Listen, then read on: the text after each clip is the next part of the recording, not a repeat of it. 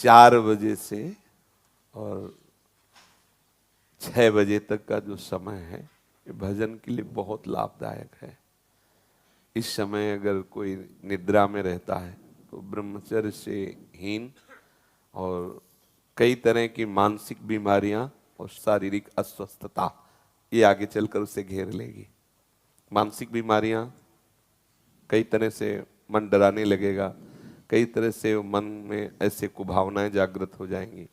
इसलिए हमारे ब्रह्म ऋषियों ने आज्ञा की है कि 4 बजे से तो उठ ही जाना चाहिए और 4 से 6 के बीच में, मान लो आप 4 से 5 के बीच में सो ही रहे हैं तो आप 5 से 6 के बीच में उठ जाइए।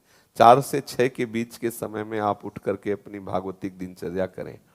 भागवतिक दिनचर्या में जैसे अपने लोग राधा वल्लभी हैं तो प्रातः काल उठ करके अपने गुरुजनों का, रसिकों का सुमिरन करें, गुरु मंत्र का जप करें, फिर स्नान आदि करके श्री जी की मंगला, श्री जी को सुंदर पद सुनाना आदि, या अगर उस समय ऐसी भावना है तो 2 घंटे बैठ करके जप करें।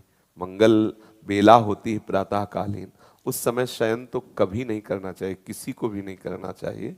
वो अपने लिए परमार्थ और स्वार्थ दोनों की हानि करने वाला है। 4 से 6 के बीच में।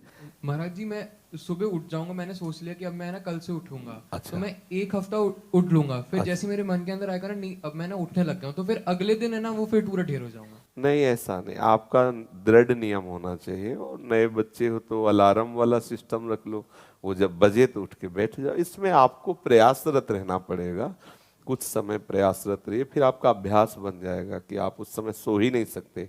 जैसे अभ्यास बन जाए ना तो आप सो ही नहीं सकते, मतलब सो ही नहीं आपका शरीर राजी ही नहीं होगा बिस्तर में लेटना, वो राजी ही नहीं होगा। तो इसलिए नियम बनाओ और नियम पूर्वक चलो। जब आपको लगे कि आज हम नहीं उठ पाए तो उस दिन दंड स्वीकार करो, व्रत रह जाओ कि आज समय से उठे नहीं इसलिए आज भोजन नहीं, उपवास कर लो। ठीक है, तो ठीक हो जाओगे। जिस दिन 4 बजे जो भी आप नियम रखो एक पक्का रखो, और जिस दिन प्रमादवश ना उठो उस दिन बस उपवास कर लो, एक बार थोड़ा फल पा लो, जो कुछ बस रहने दो। तो मनीराम ठीक होने लगेंगे। भैया अगर ऐसा हुआ तो फिर तो इसलिए वो सोचेगा घंटा भर की बात, जल्दी उठ जाओ तो चक्क पाले को मिलेगा। ठीक है, आप ऐसा करो।